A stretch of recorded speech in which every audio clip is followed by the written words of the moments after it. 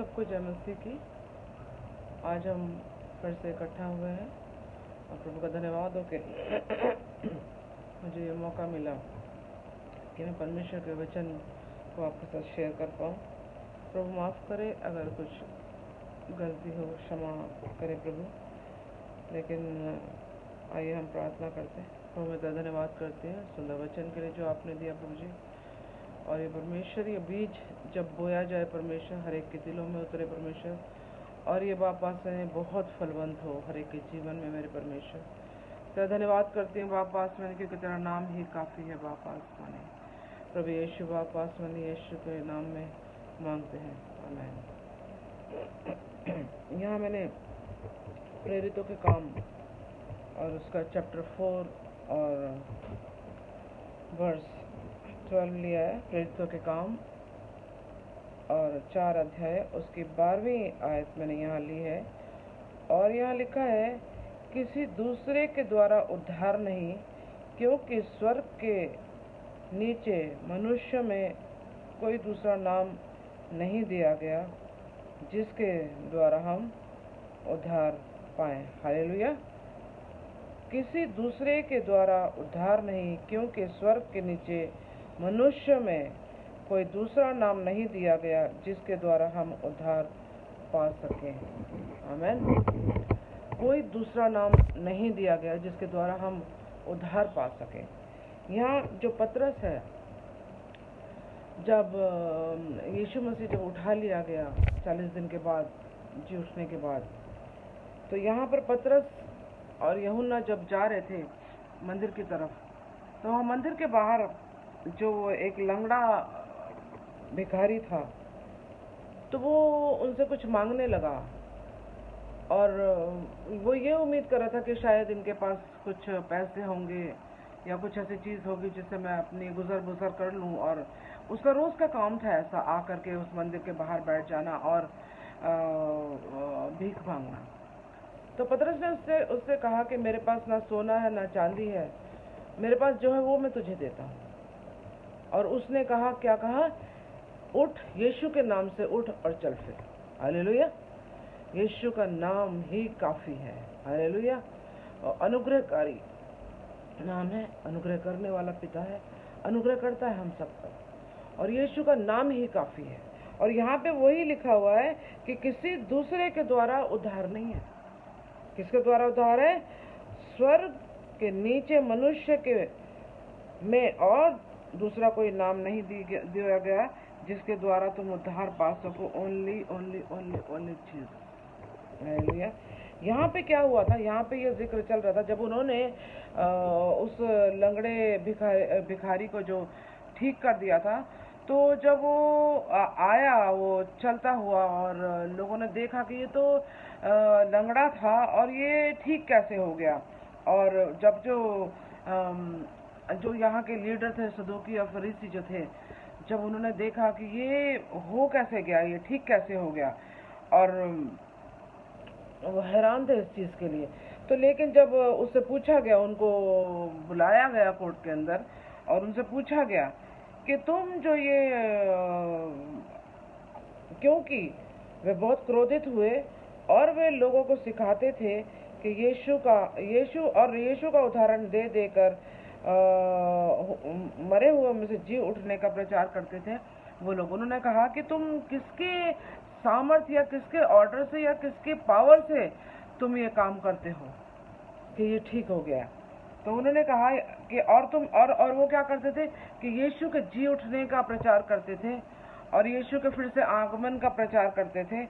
और जब अगर हम यहाँ से पढ़ें, वर्ष 1 से पढ़ें, तो यहाँ पे लिखा है, जब वे लोगों से कह ही रहे थे तो याजक और सरदार और सदूकी उन पर चढ़ा आए, क्योंकि बहुत क्रोधित हुए कि वे लोगों को सिखाते थे और यीशु का उदाहरण दे देकर कि मरे हुए में से जी उठने का प्रचार करते थे। और उन्हें पकड़कर उन्हें क्या करा, उनको जो है वो हवालात में डाल दिया, चेलों को, क्योंकि ये यीशु के जी उठने का प्रचार करते थे। और इसके द्वारा जो असर क्या हुआ कि सुनने वाले जो थे बहुत ने विश्वास किया, और ये गिनती में क्या हो गए थे, 5,000 हो गए थे। इससे बहुत ज़्यादा ये लोग जो है वो घबरा गए थे और परेशान हो गए थे और डर गए थे कि कहीं ऐसा ना हो कि सारे जो है वो यीशु के फॉलोअर हो जाए, और क्या बोलते हैं, हम लोग जो है बिल्कुल खाली हाथ रह जाए, और यह जो हमारे लोग हैं, जो यहूदी जो विश्वास करते हैं मूसा के जो रूल है उनके ऊपर विश्वास करते, व्यवस्था पर, तो ये ऐसा ना हो कि सारे ही यीशु के फॉलोअर हो जाए जो आज आया मसीह है इनका बन करके। तो उसके बाद उन्होंने क्या किया, दूसरे दिन ऐसा हुआ कि सरदार और पुरनियों में से, मतलब इसका चैप्टर 4 का ही मैं अब 5 से पढ़ रही हूँ। दूसरे दिन ऐसा हुआ कि उनके सरदार, पुरनी, शास्त्री, जो महायाजक हन्ना, कैफा और सिकंदर, जितने महायाजक के घराने के थे, ये यरूशलेम में इकट्ठे हुए और वहाँ खड़े होकर इनसे पूछने लगे कि तुम किसकी सामर्थ से ये काम करते हो।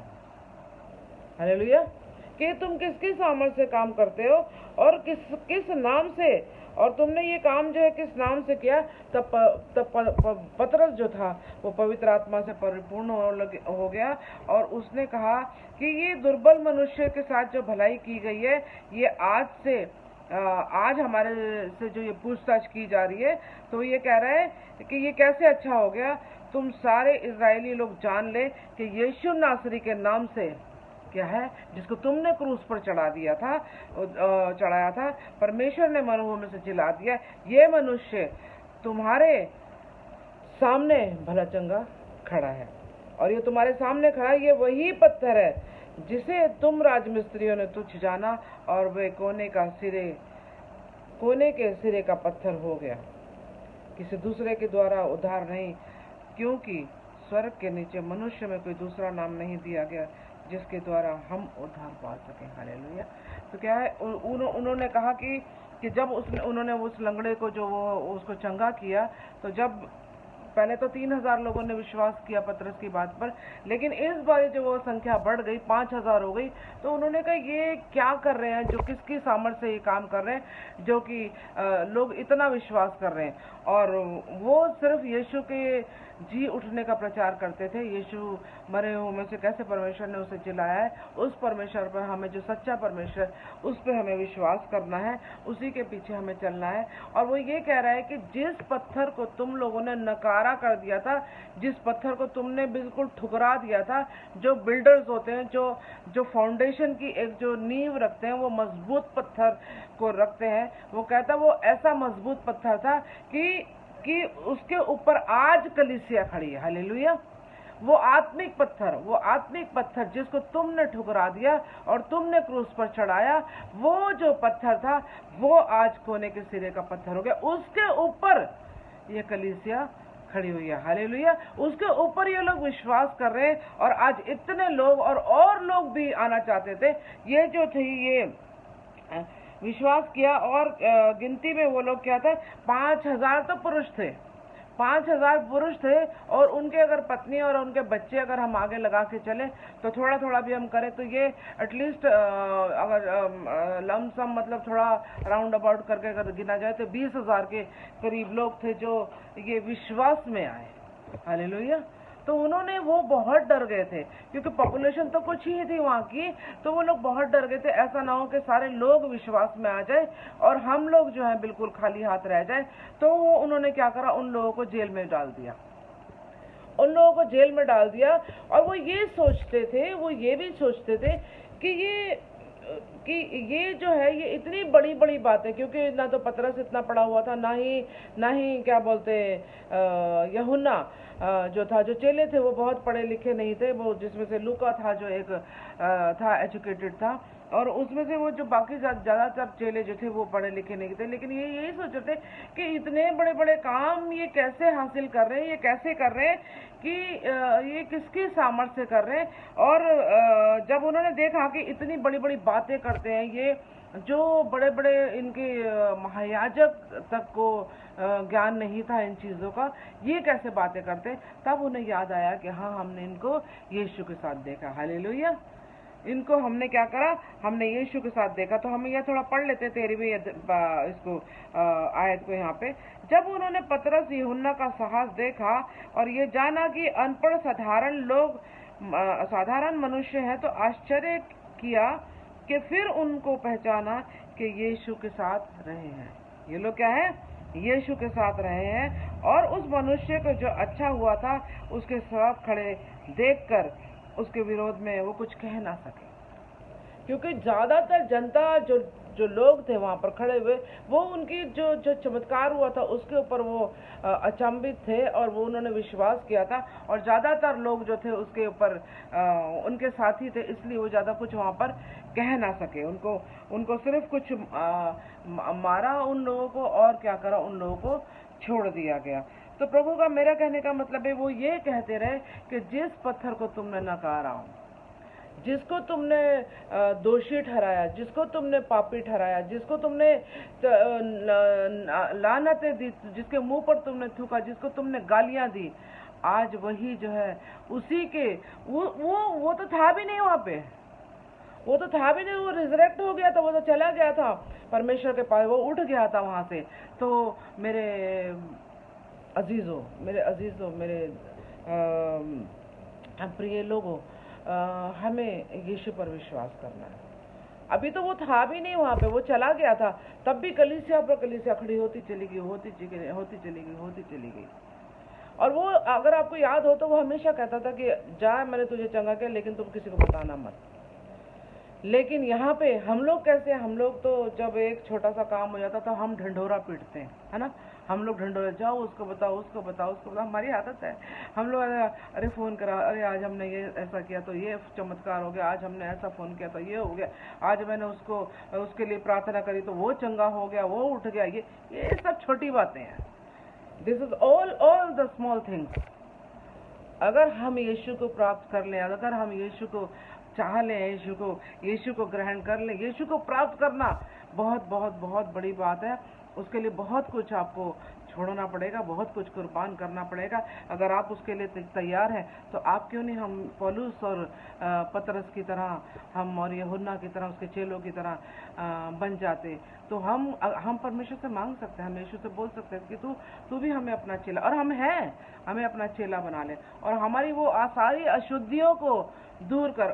बोलना ही नहीं है, उसके लिए उससे हेल्प मांगनी है कि प्रभु यीशु, हम जब कहते हैं कि हमारे गुनाहों को क्षमा कर दे, हम हर रोज बोलते हैं कि प्रभु यीशु तो हमारे गुनाहों को क्षमा कर दे, लेकिन क्या हर रोज फिर हम वो बात बोलते हैं, लेकिन क्या हमने कभी वो गुनाह, जो पाप जो हमने किया, जिसके लिए आज हमने माफी मांगी, क्या आपने छोड़ दिया? नहीं, वो नहीं छोड़ा, बिल्कुल नहीं हो सकता, वो नहीं छोड़ा। झूठ बोलना, या हमने सिगरेट पीना, या हमने किसी को धोखा देना, या डे बाय डे, मतलब हम लोग रोज बरोज कोई ना कोई झूठ, कोई ना कोई ऐसी बातें कर देते हैं जो कि परमेश्वर को अच्छी नहीं लगती। तो क्या हमने ये सहायता मांगी है, मेरे गुनाहों को क्षमा कर प्रभु, और मेरी सहायता कर कि मैं ये पाप दोबारा ना करूं। आपको याद होगा जब वो जिसको लोग पथराव कर रहे थे उस महिला के ऊपर, और वो लोग आए यहाँ पे यीशु को परखने के लिए कि ये देखिए जो है ये सरेआम, मतलब ये औरत जो है ये व्यभिचार करती हुई पकड़ी गई है, तो क्या बोलते, इसका क्या करें? तब यीशु ने क्या कहा कि वही पहला पत्थर उठाए जो क्या बोलते जिसने पाप ना किया हो। और जब वो लोग सारे चले गए वहां से, तब उसने क्या कहा, जा और अब ये पाप दोबारा ना करना। क्या हम लोगों में ये सामर्थ और ये पावर या ये हिम्मत है कि हम वो काम को दोबारा ना करें? तो इसके लिए हमें प्रभु से सहायता मांगनी है कि प्रभु आज मेरे ये गुनाहों को क्षमा कर दे और मेरी सहायता करके मैं इसको दोबारा ना करूं। हालेलुया। क्योंकि हमारे में कोई सामर्थ्य नहीं, हमारे में कोई हिम्मत नहीं है, हम कुछ नहीं कर सकते, हम कुछ भी नहीं कर सकते। जो सांस, एक सांस वो देता है, तो बाकी क्या रह गया, है ना, एक सांस वो देता है। तो इसलिए क्या करना मेरे बहनों भाइयों, यहाँ पे लिखा हुआ है कि किसी दूसरे के द्वारा उद्धार नहीं है, क्योंकि स्वर्ग के नीचे मनुष्यों में कोई दूसरा नाम नहीं दिया गया जिसके द्वारा हम उद्धार पा सके। हालेलुया। किसी के द्वारा उद्धार नहीं है, केवल यीशु के द्वारा उद्धार है। वो मैं इसलिए इस वचन को चुना है क्योंकि समय बहुत नाजुक है, टाइम बहुत ही खराब चल रहा है, टाइम बहुत ही डेलिकेट है। टाइम की नज़ाकत को हमको समझना है, समय को हमें समझना है, और हमें अपने गुनाहों की क्षमा मांगनी है, और हमें वो काम दोबारा नहीं करना है जो हम अपनी लाइफ के अंदर, अपने जीवन के अंदर हम कर चुके हैं। और हम मांगते हैं कि प्रभु हमें माफ़ करते हैं, मांगते हैं माफ़ी। मैं जानती हूँ, मुझे मालूम है हर एक हम में से कहता है कि मेरे गुनाहों को क्षमा कर, लेकिन क्या आपने क्या वो गुनाह दोबारा किया या नहीं किया, ये आप याद करिए, ये आप याद करिए। और मैं सोचती हूँ कि आज आप आंख बंद करके अपने सारे, आपको सब पता है कि क्या क्या पाप आपने अपने जीवन में किया है, आपको सब मालूम है, एक एक चीज़ मालूम है कि आपने कौन से बड़े पाप किए और कौन से छोटे पाप किए, कौन से रोज़ बरोज़ आप पाप करते हैं, हम पाप करते हैं। प्रभु वो आपकी आंखों के सामने ले आइए, आप अपना नज़ारा ले आइए सामने और कह दीजिए प्रभु को कि बाप आसमानी ये मैंने पाप किए, गिनवाइए अपने पाप, काउंट करवाइए अपने पाप, और कहिए प्रभु बाप आसमानी ये मेरे पापों को क्षमा कर, और होने दे मेरी सहायता करके मैं दोबारा ना करूं, क्योंकि तुम्हारे अंदर कोई सामर्थ्य नहीं है।